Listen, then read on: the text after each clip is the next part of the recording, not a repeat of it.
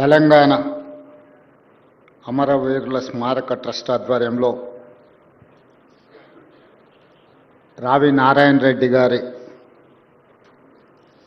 జాతీయ పురస్కారం అవార్డు కార్యక్రమానికి అధ్యక్షత వహించిన పెద్దలు చాడా వెంకటరెడ్డి గారు, ఈనాటి అవార్డు గ్రహీత తెలంగాణ సమాజం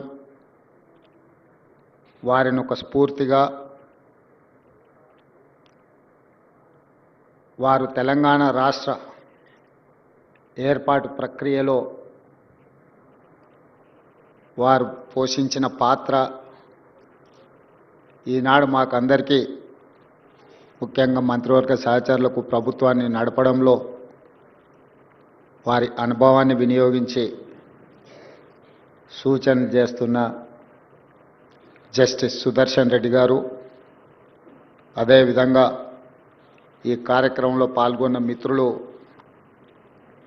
ప్రభాకర్ గారు, ట్రస్ట్ సభ్యులు పెద్దలు ప్రతాప్ రెడ్డి గారు,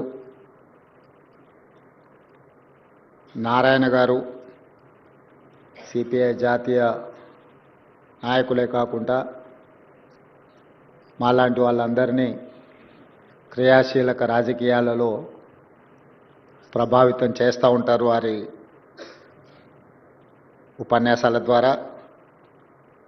శ్రీమతి రావి ప్రతిభ గారు, రత్నాకర్ రావు గారు, పల్లా వెంకటరెడ్డి గారు, కె శ్రీనివాసరెడ్డి గారు, పెద్దలు శాసనమండలి సభ్యులు, political JAC chairperson professor Kodandaram గారు, ప్రభుత్వ సలహాదారులు వేం నరేందర్ రెడ్డి గారు, శాసనమండలి సభ్యులు నెల్లికంటి సత్యం గారు, శాసనమండలి సభ్యులు అద్దంకి దయాకర్ గారు, భువనగిరి శాసనసభ్యులు మిత్రులు కుంభం అనిల్ రెడ్డి గారు, వేదిక మీద ఉన్న పెద్దలు, ఈ కార్యక్రమంలో పాల్గొన్న కామ్రేడ్ సోదరులందరికీ ఈ సందర్భంగా అభినందనలు తెలియజేస్తున్నాను. మిత్రులు వందే మాత్రం శ్రీనివాస్ గారు మనల్ని అందరినీ ప్రభావితం చేయగలిగిన గొంతుతో రావి నారాయణ రెడ్డి గారి గురించి ప్రత్యేకమైన పాట ద్వారా వారికి ప్రజలతో ఉన్న అనుబంధాన్ని ఇక్కడ ప్రస్తావించడం జరిగింది. మిత్రులారా, ఈరోజు ఆనాడు భూస్వామ్య కుటుంబంలో జన్మించిన ప్రజలు పడుతున్న కష్టాలు, రాజులు రాచరిక పోకడలు,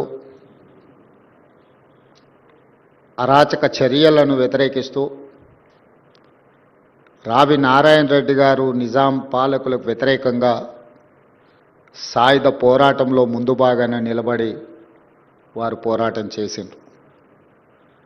వారు పోరాటం చేయడమే కాదు, వారికి ఉన్న దాదాపుగా 500 ఎకరాల భూమిని పేదలకు పంచిపెట్టి ఒక స్ఫూర్తిని, రాచరికానికి వ్యతిరేకంగా అరాచక పరిపాలన కొనసాగిస్తే ప్రజల స్వేచ్ఛను హరించినప్పుడు,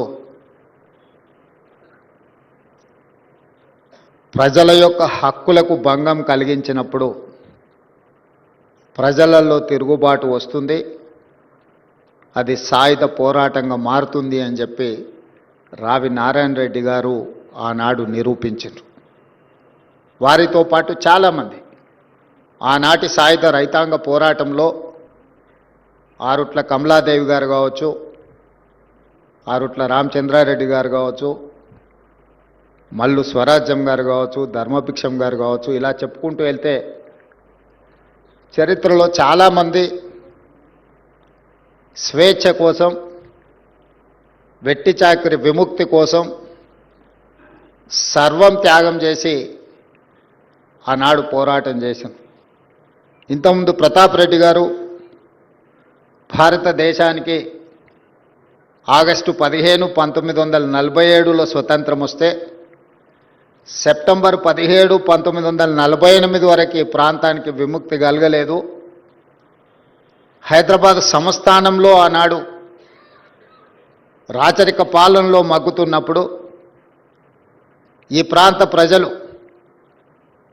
చదువుకున్న వాళ్ళే కాదు, చదువులేని వాళ్ళు స్వేచ్ఛ కావాలి, ఇక రాచరికం చేతిలో మేము నలిగిపోదలుచుకోలేదు, సర్వం ఒడ్డుతాం, మేము స్వేచ్ఛను సాధిస్తాం, ఈ వెట్టి చాకిరి విముక్తి నుంచి మేము బయటపడతాం, వెట్టి చాకిరి నుంచి అని చెప్పి ఆనాడు పోరాటం చేయడం జరిగింది. నాకు తెలిసినంత వరకు బండి యాదగిరి బండి వెనక బండి కట్టి 16 బళ్ళు కట్టి ఏ బండ్లో పోతావు కొడుకో నైజాం సర్కారోడా అని ఏదైతే స్ఫూర్తిని జానపదాన్ని జనపదంలోకి తీసుకొచ్చిండో వారు కూడా నిరక్షరాస్యులే. అలాంటి నిరక్షరాస్యులను కూడా ప్రభావితం చేయగలిగిన గొప్ప నాయకుడు రావి నారాయణ రెడ్డి అని చెప్పి నేను చెప్పదలుచుకున్నాను. ప్రజలలో చైతన్యం, ప్రజలలో పోరాట స్ఫూర్తిని నింపినవాడే గొప్ప నాయకుడు అవుతాడు. గొప్ప నాయకులను ఎప్పుడు ప్రజలు గుర్తుపెట్టుకుంటారు, గుండెల్లో గుర్తు పెట్టుకొని గుండెల నిండా వారిని అభిమానిస్తారు.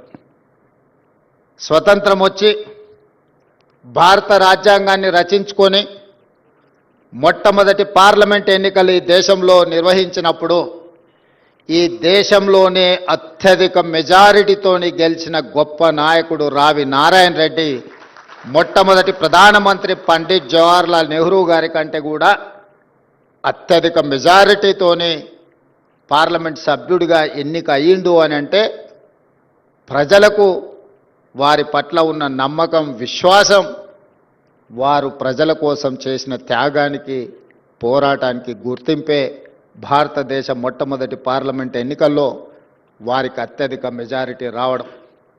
నాకు తెలిసినంతవరకు పెద్దలు సుదర్శన్ రెడ్డి గారు సవరించాలి ఒకవేళ నేను చెప్పిన దాంట్లో ఏదైనా లోపం ఉంటే, మొట్టమొదటి పార్లమెంట్ సమావేశాలను పార్లమెంట్ భవనాన్ని ఆనాటి ప్రధానమంత్రి, రాష్ట్రపతిలో ఇతర నాయకులు ప్రారంభించలేదు. భారతదేశంలో అత్యధిక మెజారిటీ వచ్చిన రావి నారాయణ రెడ్డి గారి చేతనే పార్లమెంటు భవనాన్ని ప్రారంభింపజేయడం ద్వారా మొట్టమొదటి ప్రధానమంత్రి పండిట్ జవహర్లాల్ నెహ్రూ గారు ప్రజా తీర్పును, ప్రజల యొక్క ఆలోచనను ప్రతిబింబించినరు. అంత గొప్ప అవకాశం రావి నారాయణ రెడ్డి గారికి, తెలంగాణ సమాజానికి దక్కింది. అది రావి నారాయణ రెడ్డి గారికి దక్కిన గౌరవం కాదు, ఈ తెలంగాణ సమాజానికే దక్కిన అరుదైన గౌరవం అని చెప్పి నేను ఈ సందర్భంగా తెలియజేయదలుచుకున్నాను. పార్లమెంట్ సభ్యుడిగా, శాసనసభ్యుడిగా, శాసనసభలో ప్రతిపక్ష నాయకుడిగా ఆనాటి రాచరికం మీద పోరాటం చేసిన అనుభవంతో, సాయుధ రైతాంగ పోరాటంలో భూమి కోసం, భుక్తి కోసం, విముక్తి కోసం చేసిన పోరాటం యొక్క ఫలితాలను పేదలకు అందించాలని ప్రజాస్వామిక విధానంలో, చట్టసభలలో, అది పార్లమెంట్లో, శాసనసభలో ప్రజల పక్షాన నిలబడి రావి నారాయణ రెడ్డి గారు చేయవలసిన ప్రయత్నం అంతా చేసిండ్రు. నాకున్న సమాచారం మేరకు వారికి 60 సంవత్సరాల వయసు వచ్చినప్పుడు ఇక ప్రత్యక్ష ఎన్నికలలో నేను పోటీ చెయ్యను అని చెప్పి వారే స్వయంగా ఎన్నికలకు దూరం జరిగి పార్టీ బాధ్యతల నుంచి తప్పుకొని సామాన్య కార్యకర్తగా ప్రజలకు స్ఫూర్తినిచ్చి పార్టీని నడిపించడానికి అన్ని పదవులను త్యాగం చేసిన గొప్ప నాయకుడు రావి నారాయణ రెడ్డి గారు. ఈ కాలంలో మనం చూస్తున్నాం, ప్రజలు ఓడించినా కూడా పదవిని వదులుకోవడానికి ఇష్టపడడం లేదు. కానీ ప్రజలలో నెగ్గి ప్రజా అభిమానం ఉన్నప్పుడే పదవిని, పార్టీ బాధ్యత నుంచి కూడా హుందాగా తప్పుకొని ఇతరులకు అవకాశం కల్పించిన గొప్ప నాయకుడు రావి నారాయణ రెడ్డి గారు. స్వేచ్ఛ కోసం, వెట్టి చాకిరి విముక్తి కోసం కొట్లాడి ప్రజాస్వామ్యాన్ని, రాజ్యాంగాన్ని బలోపేతం చెయ్యాలి, మనమే రచించుకున్న రాజ్యాంగాన్ని పేదలకు అందుబాటులోకి తీసుకురావాలని తన వంతు ప్రయత్నం చేసి మొదటి తరంలో ఒక గొప్ప స్ఫూర్తిని నింపిన రావి నారాయణ రెడ్డి గారి జాతీయ పురస్కారం మలితరంలో జస్టిస్ సుదర్శన్ రెడ్డి గారికి అందించడము అనంటే సముచితమైన స్థానము ఈ జాతీయ అవార్డుకు రావి నారాయణ రెడ్డి గారు అందించిన సేవలకు దక్కిన గౌరవం. జస్టిస్ సుదర్శన్ రెడ్డి గారికి పురస్కారం అందించడం ద్వారా ఈ పురస్కారానికి గౌరవం దక్కింది. ఈ కార్యక్రమంలో ముఖ్య అతిథిగా పాల్గొనడం నాకు దక్కిన అరుదైన అవకాశము అని చెప్పి నేను భావిస్తున్నా. వేలు లక్షల మంది పాల్గొనే సభలలో పాల్గొంటుంటాం, ఉపన్యాసాలు ఇస్తుంటాం. కానీ ఇక్కడ వేదిక మీద ఉన్న ఒక్కొక్కరు ఒక రకమైన చరిత్ర, అనుభవాలు, వయసు, అదేవిధంగా త్యాగాలు చేసిన వాళ్ళు ఇక్కడ పెద్దలు చాలామంది ఉన్నారు. ఇలాంటి వేదికల మీద మాట్లాడేటప్పుడు ఆచితూచి అంచనా వేసి మాట్లాడాల్సిన పరిస్థితులు. జస్టిస్ సుదర్శన్ రెడ్డి గారు నన్ను ఒక మాట అడిగినారు, ఎంత సమయం ఉందని. నేను ముఖ్యమంత్రిగా బాధ్యతలు చేపట్టినాక ఒక నిర్ణయం తీసుకున్నా. నాకంటే చిన్నవాళ్ళు ఉంటే సమయం నేను చెప్పాలి, నాకంటే పెద్దవాళ్ళు ఉంటే వాళ్ళు ఇచ్చిన సమయం అంతా కూర్చోవాలి అని. అందుకే మీరు ఎంతసేపు ఆదేశిస్తే నేను అంతసేపు ఉంటాను. మీరు ఈ సమాజానికి ఇవ్వాల్సిన సందేశాన్ని మీరు ఇవ్వండి. ఎందుకంటే ఈనాడు ఆ స్ఫూర్తి తగ్గుతా పోతూ ఉంది. తొలి తరంలో ఒక బూర్గుల రామకృష్ణారావు గారు, పివి నరసింహారావు గారు, రావి నారాయణ రెడ్డి గారు లాంటి వాళ్ళు మనకు స్ఫూర్తినిస్తే, మలితరంలో జైపాల్ రెడ్డి గారు, జస్టిస్ సుదర్శన్ రెడ్డి గారు లాంటి వాళ్ళు మమ్మల్ని ప్రభావితం చేస్తున్నారు. 50 సంవత్సరాలు సుదీర్ఘకాలం శాసనసభ్యుడిగా, పార్లమెంట్ సభ్యుడిగా, రాజ్యసభ్యుడిగా, కేంద్ర మంత్రిగా, ఐఎన్పిఆర్ మంత్రిగా, వివిధ హోదాలలో పెట్రోలియం శాఖ మంత్రిగా, అర్బన్ డెవలప్మెంట్ మినిస్టర్గా, ఉత్తమ పార్లమెంటేరియన్గా, దక్షిణాది రాష్ట్రాలలోనే మొట్టమొదటి ఉత్తమ పార్లమెంటేరియన్గా రాణించిన జైపాల్ రెడ్డి గారు లాంటి వాళ్ళు, ఆ తరానికి సంబంధించిన జస్టిస్ సుదర్శన్ రెడ్డి గారు లాంటి వాళ్ళు ఈరోజు తెలంగాణ సమాజానికి ఒక స్ఫూర్తినిచ్చేవాళ్ళు. అలాంటి వాళ్ళు పాల్గొన్న సమావేశాలలో పాల్గొని వారు చెప్పే వారి అనుభవాలను వినడం ద్వారా పరిపాలనలో నిర్ణయాలు తీసుకునే సందర్భంలో అవి మాకు ఉపయోగపడుతూ ఉంటాయి. అందుకే ఇలాంటి సమావేశాలకు వచ్చినప్పుడు సమయంతో కొలవకుండా వాళ్ళ అనుభవం నుంచి ఏమైనా నేర్చుకుందామన్న ఆలోచనతోనే నేను ఈ సమావేశాలలో పాల్గొంటుంటా. జైపాల్ రెడ్డి గారి గురించి కూడా ఒక మాట చెప్పాలి. నాకు వారికి పెద్దగా రాజకీయంగా అంత పెద్ద సత్సంబంధాలు ఏమి ఉండేది కాదు. 2014లో వారు పార్లమెంట్ సభ్యుడిగా 2000 ఓట్లతో ఓడడానికి నేనే కారణం. కానీ ఏ రోజు కూడా వారు నన్ను ఎప్పుడు ద్వేషించలే. 2019లో వారిని పార్లమెంట్ సభ్యుడిగా నిలబడమని నేనే స్వయంగా వెళ్ళి వారితో కూర్చున్నా. ఈసారి ఎట్లయినా మీరు ఎన్నికల్లో నించోండి, మీ గెలుపు కోసం ప్రయత్నం చేస్తాం. 2014లో జరిగిన తప్పిదాన్ని 19లో సరిదిద్దాలనుకుంటున్నాం. మీరు పార్లమెంట్ సభ్యుడిగా పోటీ చేయండి. మోడీ గారు లాంటి ఫ్యాసిస్టులు ఈరోజు పరిపాలన సాగిస్తుంటే మీలాంటి వాళ్ళు చట్టసభలలో ఉండాల్సిన అవసరం ఉన్నది. నిబద్ధత కలిగిన, ప్రశ్నించగలిగిన శక్తి సామర్థ్యాలు ఉన్న మీలాంటి వాళ్ళు ఎన్నికల్లో పోటీ చేయాలని వారిని నేను స్వయంగా కలిసి మాట్లాడిన. కానీ వారు అన్నారు, తరం మారింది, ఇక మేము ప్రత్యక్ష ఎన్నికల్లో పోటీ చేయడం సమంజసం కాదు, నేను ఎన్నికల్లో పోటీ చేయను, మీరు ఎన్నికలను పోటీ చేయండి, మీకు అవసరమైన మా అనుభవాన్ని మీకు అందిస్తామని 2019 ఎన్నికల సందర్భంగా జైపాల్ రెడ్డి గారు అనడం జరిగింది.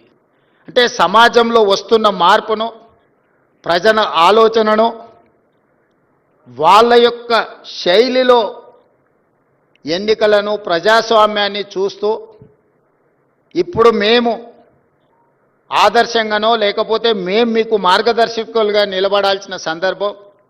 మీరు ఎన్నికల్లో పోటీ చేయండి, మేము ప్రోత్సహిస్తాం, భుజం తట్టామని చెప్పి జైపాల్ రెడ్డి గారు, జస్టిస్ సుదర్శన్ రెడ్డి గారు లాంటి వాళ్ళు ఎన్నికల పోటీలో నిలబడ్డప్పుడు ప్రొఫెసర్ కోదండరామ్ గారు లాంటి వాళ్ళు అండగా నిలబడి ఈరోజు తెలంగాణ రాష్ట్రంలో ప్రజాప్రభుత్వం ఏర్పాటుకు సహకరించారు. ఇవన్నీ అనుభవాలు, చరిత్ర మనకు పాఠాలు నేర్పుతుంది. జరుగుతున్న పరిణామాలు మన కళ్ళకు కట్టినట్టుగా కనిపిస్తాయి. ఈ రెండు కలిస్తేనే మన భవిష్యత్ కార్యాచరణగా మారుతుంది. అందుకే ఈనాడు ఒక రావి నారాయణ రెడ్డి గారి యొక్క గొప్పతనము, ఈనాడు అవార్డు గ్రహీత జస్టిస్ సుదర్శన్ రెడ్డి గారి గురించి రెండు విషయాలు ప్రస్తావించాల్సిన అవసరం ఉన్నది. మొన్న ఉపరాష్ట్రపతి ఎన్నికల సందర్భంగా కాంగ్రెస్ పార్టీ అధ్యక్షులు మల్లికార్జున్ ఖర్గే గారు, రాహుల్ గాంధీ గారు నాకు ఉదయమే ఫోన్ చేసింది, మాట్లాడేది ఉంది అని. ఏదైనా పార్టీ వ్యవహారాలు అనుకున్నాం. ఉపరాష్ట్రపతి ఎన్నికలు వచ్చినాయి.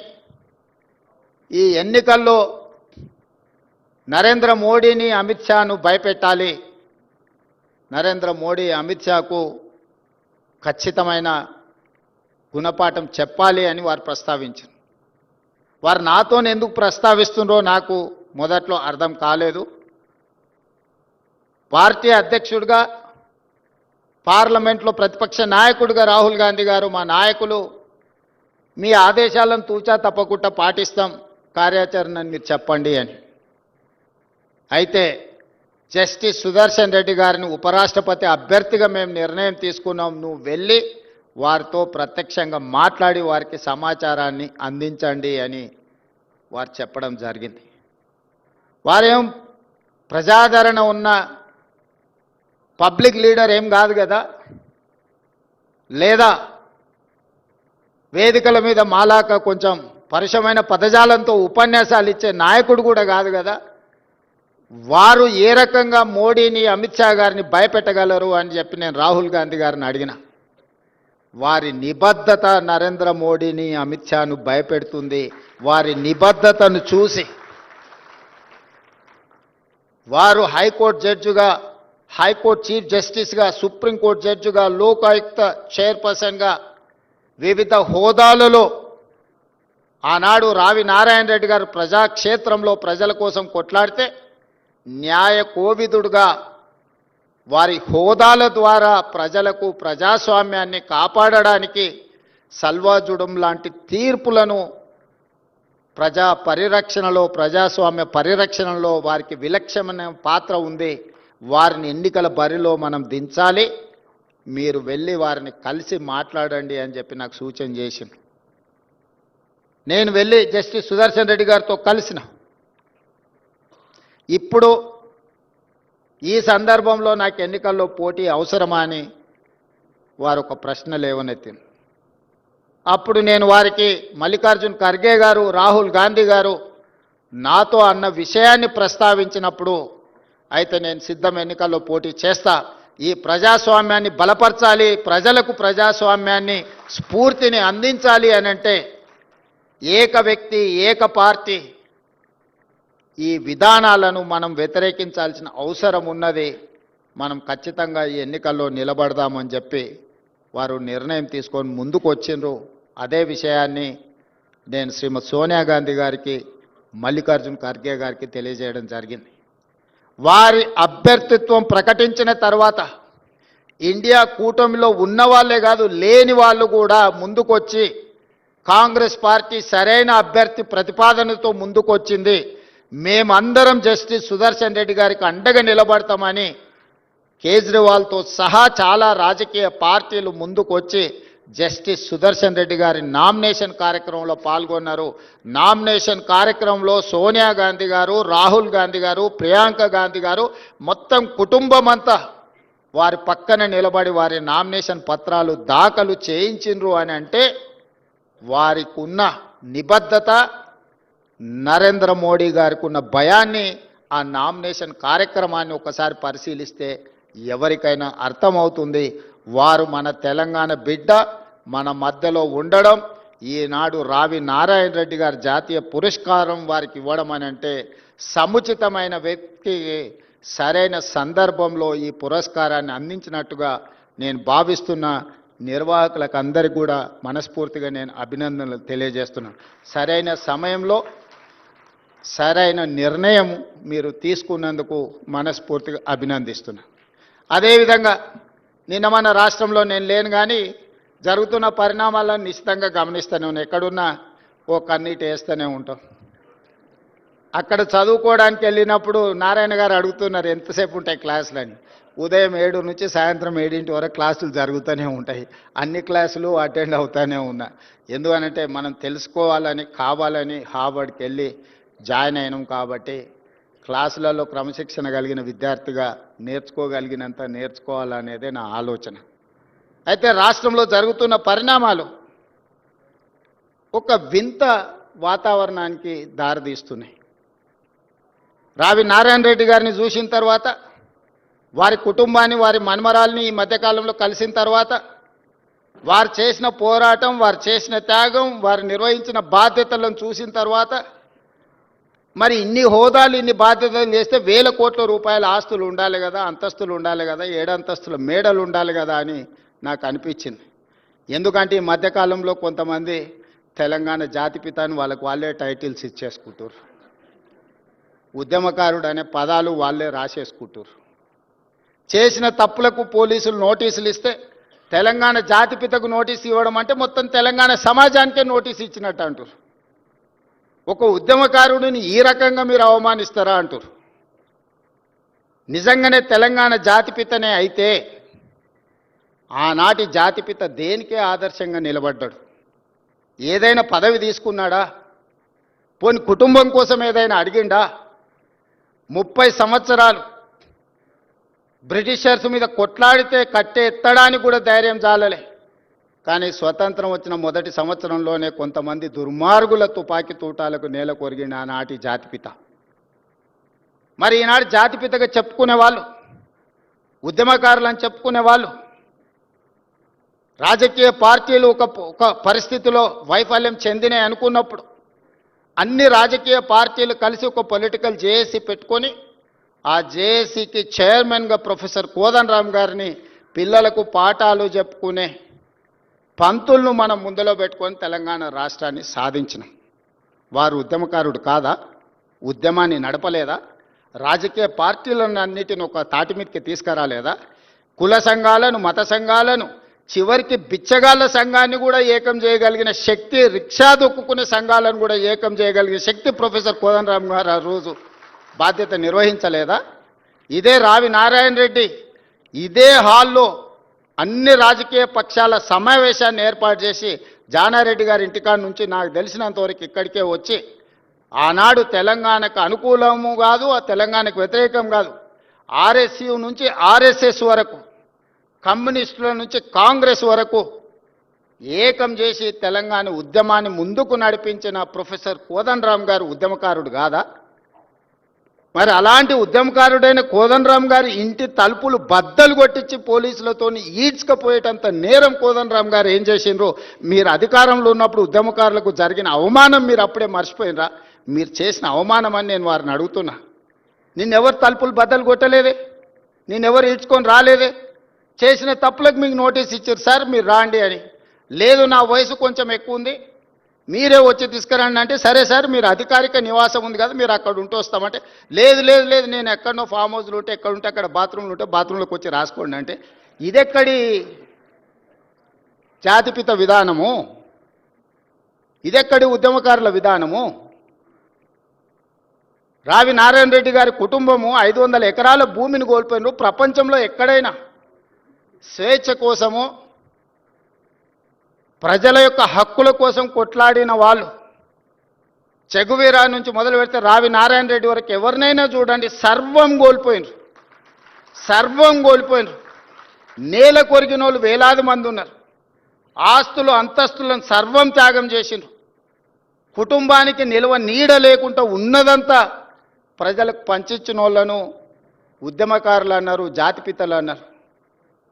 ఆ విధంగా ఈనాడు రావి నారాయణ రెడ్డి గారి కుటుంబం 100 ఎకరాల భూములను పంచితే ఉన్న పదవులను పార్లమెంట్ సభ్యుడిగా దేశంలోనే అత్యధిక మెజారిటీతో గెలిచిన రావి నారాయణ రెడ్డి గారు ఎంపీగా ఎమ్మెల్యేగా పనిచేసి నాకు పదవులు వద్దు అని తృణప్రాయంగా భావించే ప్రజాక్షేత్రంలో ప్రజలకు ఆదర్శంగా నిలబడితే వారిని ఏమనాలి? వచ్చిన తెలంగాణ రాష్ట్రంలో పదవులన్నీ మీరే తీసుకుంటారు. వందల ఎకరాల ఫామ్ హౌజులు మీకే వచ్చే, టీవీలు మీకే వచ్చే, పేపర్లు మీకే వచ్చే, వేల కోట్ల రూపాయల వ్యాపారాలు మీకే వచ్చే. ఉన్న పదవులన్నీ మీరే పంచుకుంటారు, చేయాల్సిన తప్పులన్నీ మీరే చేస్తారు, పంచుకోవాల్సిన కాంట్రాక్టులన్నీ మీరు పంచుకున్నాక మీరెట్లా జాతిపిత అవుతారు, మీరెట్లా ఉద్యమకారుడు అవుతారో నాకు అర్థం కాలే. ఒకవేళ మీరే జాతిపిత, మీరే ఉద్యమకారులు అయితే రావి నారాయణ రెడ్డి గారు, ప్రొఫెసర్ కోదండరామ్ గారు సుప్రీంకోర్టు జడ్జిగా జస్టిస్ సుదర్శన్ రెడ్డి గారు తెలంగాణ రాష్ట్ర ఏర్పాటు ప్రక్రియలో అవసరమైతే తన బాధ్యతను కూడా పక్కన పెట్టి ఎవరేమనుకున్నా సరే ఈసారి ప్రజలకు స్వేచ్ఛ రావాల్సిందే, సామాజిక న్యాయం జరగాల్సిందే, సమానమైన అవకాశాలు రావాల్సిందే అని ముందుకొచ్చిన జస్టిస్ సుదర్శన్ రెడ్డి గారు లాంటి వాళ్ళని ఏమనాలి? దయచేసి ప్రజలు తిరస్కరించినప్పుడు అర్థం చేసుకోవాలి. ప్రజాక్షేత్రంలో మీరే స్వయంగా ఎమ్మెల్యేకి ఓడిపోయినప్పుడు, పార్లమెంటు ఎన్నికల్లో మీకు ప్రజలు ఒక్క సీటు కూడా ఇవ్వలేదన్నప్పుడు, ప్రజల తిరస్కరణకు మీరు గురైనరు. కానీ ప్రజలు ఓటేయక ప్రజలే తప్పు చేసిండ్రన్న ఆ నేరాన్ని ప్రజల మీద మోపడానికి ప్రయత్నం చేస్తే ఇదెక్కడి ప్రజాస్వామ్యము, ఇదెక్కడి జాతిపిత, ఇదెక్కడి ఉద్యమకారుడి ఆలోచన నాకైతే అర్థం కాలే. ప్రజల తిరస్కరణకు గురైనప్పుడు ప్రజాస్వామిక విలువలను గౌరవించే వాళ్ళు ఎవరైనా ఉంటే నేను చేయగలిగిన ప్రయత్నం చేసినా ఇప్పుడు ప్రజలు తిరస్కరించారు కాబట్టి హుందాగా ప్రజాక్షేత్రంలో నుంచి నేను తప్పుకుంటున్నా అని ముందుకొచ్చి ప్రకటిస్తే కొంతైనా మీ గౌరవం నిలబడుతుంది. ప్రజాస్వామ్యంలో ప్రజాస్వామ్యానికి స్వేచ్ఛ ఉన్నది, క్రిమినల్ కాన్స్పిరసీకి స్వేచ్ఛ లేవు. డెమోక్రటిక్ ప్రాసెస్లో ప్రజాస్వామిక విలువలు ప్రజలు లేదా ప్రజాప్రతినిధులు స్వేచ్ఛగా ప్రజాస్వామ్య పరిమితికి లోబడి వారి అభిప్రాయాలను వ్యక్తపరచడానికి మాత్రమే స్వేచ్ఛ ఉంది తప్ప నేరాలు చేస్తాం, ఆ నేరాలను మీరు అడగొద్దు, మీరు విచారించొద్దు అనే స్వేచ్ఛ, క్రిమినల్ ఫ్రీడమ్ లేదు అని నేను భావిస్తున్నా. ఈ రెండిటికున్న చిన్న తేడాను తెలంగాణ సమాజం గమనించాలి. అధికారం ఉన్నప్పుడు దాన్ని దుర్వినియోగాన్ని చేసి అధికారాన్ని పదిలం చేసుకోవాలన్న ఆలోచనతోని వేల కోట్ల రూపాయలు, వందల ఎకరాల భూములు అన్ని రకాలుగా సంపాదించుకొని అక్రమ మార్గాలను ఎంచుకున్నప్పుడు విచారణ తప్పదు. ప్రజాస్వామ్యబద్ధంగా డాక్టర్ బాబాసాహెబ్ అంబేద్కర్ గారు ఇచ్చిన రాజ్యాంగమే అది. ఒకసారి హోదాకు వస్తే ఏ నేరాలు చేసినా ఆ నేరాలను విచారించకూడదని ఎక్కడా లేదు. సిబు సోరెన్ గారు ఎంత కొట్లాడిండ్రు, సిబు సోరెన్ లేకపోతే ఆ రాష్ట్రం వస్తుండేనా? వారు విచారణను ఎదుర్కోలేదా? లేదా అధికారంలో ఉన్నప్పుడు పాల్పడిన కొన్ని తప్పిదాలకు లాలూ ప్రసాద్ గారు, జయలలిత గారు, లేకపోతే యడ్యూరప్ప కర్ణాటక ముఖ్యమంత్రి గారు పెద్ద పెద్ద రాష్ట్రాలకే ముఖ్యమంత్రులుగా బాధ్యతలు నిర్వహించారు కదా, వాళ్ళు విచారణను ఎదుర్కోలేదా? సెషన్ కోర్టుకు వెళ్ళి చేతులు కట్టుకొని మేజిస్ట్రేట్ గారి ముందలా నిలబడలేదా? మనం ఎవరం అతీతులం కాదే, దైవాంశ సంభూతులం కాదే. మధ్య యుగాలలో చక్రవర్తులు అనుకునే వాళ్ళంట నేనే రాజ్యం, రాజ్యమే నేను అని. మధ్య యుగాల చక్రవర్తుల యొక్క ఆలోచనలను పక్కన పెట్టండి. ప్రజాస్వామిక దేశంలో ఉన్నాం. మధ్య యుగాల చక్రవర్తులు రాజుకు బాధ వస్తే రాజ్యానికి బాధ వచ్చినట్టు, రాజుకు సంతోషం కలిగితే రాజ్యమంతా సంతోషంగా ఉన్నట్టు మధ్య యుగాలలో చక్రవర్తులు అనుకునేవాళ్ళు. మధ్య యుగాల చక్రవర్తులు ఈనాడు కాలం చెల్లింది. ఈరోజు ప్రజాస్వామిక బద్ధంగా జరిగే విచారణలు ఎవరైనా ఎదుర్కోవాల్సిందే. ఆనాడు మీరు చేసిన తప్పిదాలు, కోదండరామ్ గారి తలుపులు బద్దలు కొట్టినప్పుడు ఒక్కసారైన ఉద్యమకారుడిని, తెలంగాణ రాష్ట్ర సాధనలో అందరినీ ఏకం చేసి నడిపించిన వాళ్లకు ఈ రాష్ట్రంలో ఇంత అవమానం జరగకూడదు వచ్చిన రాష్ట్రంలో అని ఒక్కసారైనా ఆలోచన చేసిండ్రా? వారు ఉన్నప్పుడు చట్టసభలలో రానిచ్చే అవకాశం కూడా ఇవ్వలే. ప్రజా పరిపాలన ఏర్పడ్డ తర్వాత వారిని శాసనమండలి సభ్యులుగా పెద్దల సభలో ఉండాలని పంపిస్తే సుప్రీంకోర్టు వరకు కేసేసి కొట్టేయించిన చరిత్ర మీది. అంత నేరం కోదండరామ్ గారు ఏం చేసిండ్రని నేను అడుగుతున్నా. నువ్వు ఇవ్వకపోయినా నిన్ను నచ్చలేదు, నువ్వు ఇవ్వలేదు, నచ్చితే నజరానా, నచ్చకపోతే జుర్మానా, నీ విధానం సరే మంచిది, నీ విధానానికి ప్రజలు కూడా తీర్పు ఇచ్చారు. అరే పెద్ద మనిషి పెద్దల సభలో ఉండాలి, మాలాంటి యువకులకు వారు ప్రజల నుంచి నిత్యం ప్రజల మధ్యలో ఉంటారు, ప్రజల నుంచి సమస్యలు తెలుసుకుంటారు, వాటిని చట్టసభలలో ప్రస్తావిస్తే ఆ సమస్యలు పరిష్కరించవచ్చని ఒక మంచి ఆలోచనతోని వారిని పెద్దల సభకు తీసుకొస్తే, ఆ తీసుకొచ్చిన పెద్దల సభలోకి తెచ్చిన అంశాన్ని కూడా సుప్రీంకోర్టు వరకు కేసులేసి కొట్లాడి కొట్టేయించాల్సినంత తప్పిదం ప్రొఫెసర్ కోదండరామ్ గారు ఏం చేసిందని నేను ఈ వేదిక మీద నుంచి అడుగుతున్నా. ఇలాంటి విషయాలు ఎన్నో మన సమాజంలో ఉన్నాయి. అందుకే కమ్యూనిస్టు సోదరులని మీరు పోరాటాలు చేసిండ్రు, మీరు నినాదాలు ఇచ్చిండ్రు, మీరు చేసిన పోరాటాలకు మీరు ఇచ్చిన నినాదాలకు చట్టబద్ధత చేసింది కాంగ్రెస్ పార్టీ. రైతు కూలీ సంఘాలు పెట్టి హక్కుల కోసం మీరు కొట్లాడిరు, కనీస వేతనాల కోసం మీరు కొట్లాడిరు, కనీస వేతన చట్టం కాంగ్రెస్ పార్టీ చేసింది. రైతులు పండించిన పంటకు గిట్టుబాటు ధర ఉండాల్సిందే అని రైతాంగ పోరాటాలు మీరు చేసిరు, కనీస మద్దతు ధరను కాంగ్రెస్ పార్టీ చేసింది. దున్నేవాడికే భూమి ఉండాలనే నినాదాన్ని భూమి నుంచి ఆకాశం వరకు మీరు వినిపించారు. అగ్రికల్చర్ సీలింగ్ యాక్ట్ తీసుకొచ్చి పేదలకు భూములు పంచిపెట్టి పట్టాలిచ్చి జాగీర్దారుల దగ్గర జమీందారుల దగ్గర ఉన్న భూముల లక్షలాది ఎకరాలను సేకరించి ఆ పట్టాలను కాంగ్రెస్ పార్టీ ఇచ్చింది. అడవులలో ఉండే ఆదివాసీలకు అటవీ హక్కుల చట్టం ఉండాలి, వాళ్ళ హక్కులను కాపాడాలి అని మీరు కొట్లాడితే 2006 అటవీ హక్కుల చట్టాన్ని తీసుకొచ్చి పోడు భూముల పట్టాలు 10 లక్షల ఎకరాలకు పంచిపెట్టి చట్టబద్ధత కాంగ్రెస్ పార్టీ కల్పించింది. ప్రజాక్షేత్రంలో ఉండి కొట్లాడి ప్రజల పక్షాన నిలబడి వాళ్ళ తరఫున మాట్లాడే గలం ఎర్రజెండా. ఎర్రజెండా కొట్లాడిన ప్రతి అంశాన్ని చట్టాన్ని చేసిన చరిత్ర కాంగ్రెస్ది. నాణానికి రెండు వైపు ఎలానో ప్రజలకు కూడా కమ్యూనిస్టులు కాంగ్రెస్ పార్టీ అంతే అవసరం. ఈనాడు మోడీ లాంటి వాళ్ళు 1 నేషన్ 1 ఎలక్షన్ అంటున్నారు. ఇది 1 నేషన్ 1 ఎలక్షన్ కాదు, 1 పర్సన్ 1 పార్టీ అనే విధానాన్ని తీసుకురావాలని ఈరోజు దేశంలో ప్రయత్నం చేస్తున్నారు. మొన్న జరిగిన పార్లమెంట్ ఎన్నికల్లో 400 సీట్లు అడిగింది రాజ్యాంగంలో మార్పులు తేవడానికి కాదు, రాజ్యాంగాన్ని తొలగించడానికి. రాజ్యాంగంలో మార్పులు తేవడానికి సింపుల్ మెజారిటీ చాలు. 123 సార్లు ప్రజల అవసరాల కోసం మనం రాజ్యాంగాన్ని సవరించుకున్నాం. జస్టిస్ సుదర్శన్ రెడ్డి గారు చాలా రాజ్యాంగ సవరణల గురించి వారు ప్రస్తావించారు.